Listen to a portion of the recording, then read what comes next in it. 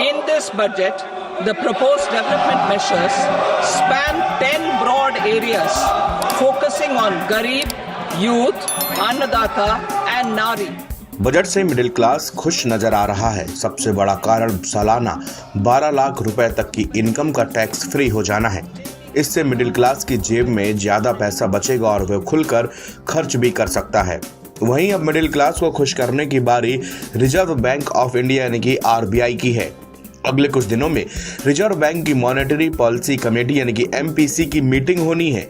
इसमें middle class को और खुश करने से संबंधित कुछ निर्णय लिए जा सकते हैं। सालाना 12 लाख रुपए तक कमाने वालों को इनकम टैक्स नहीं चुकाना होगा। हालांकि इसका फायदा इनकम टैक्स के न्यू रिजीम के तहत ही मिलेगा। वहीं टैक्स स्लैब में बदलाव हुए हैं। इससे 25 लाख रुपए तक कमाने वालों को 1,10,000 तक की बचत होगी।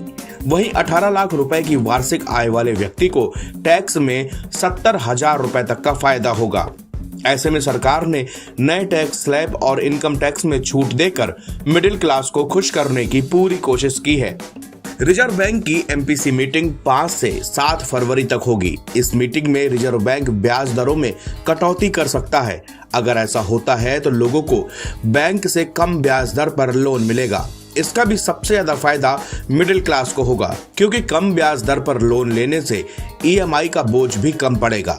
मीटिंग में जो भी फैसला लिया जाएगा उसकी घोषणा 7 फरवरी को की जाएगी। अभी रेपो रेट यानी कि ब्याज दर 6.50% है। जानकारों के मुताबिक रिजर्व बैंक रेपो रेट में 25 बेसिस पॉइंट की कटौती कर सकता है। ऐसे में यह दर 6.25% हो जाएगी। आरबीआई ने फरवरी 2023 से रेपो रेट में कोई बदलाव नहीं किया है। इस दौरान मॉनेटरी पॉलिसी की 11 मीटिंग हो चुकी हैं। दिसंबर में मुद्रास्फीति के आंकड़ों को देखते हुए जानकारों का कहना है कि रिजर्व बैंक रेपो रेट में कमी कर सकता है। वहीं आरबीआई ने बैंकिंग सिस्टम में लिक्विडिटी बढ़ाने के लिए भी कदम उठाने शुरू कर दिए हैं। खुदरा महंगाई दर यानी कि सीपीआई में भी गिरावट दर्ज की गई है। अगर महंगाई नियंत्रण में रहती है तो आरबीआई रेपो रेट में कटौती कर सकता है।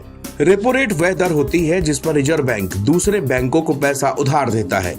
अगर रिजर्व बैंक कम दर पर पैसा उधार देगा तो बैंक भी ग्राहकों को कम दर पर लोन मुहैया कराते हैं। इससे home loan, car loan, personal loan आदि शामिल है।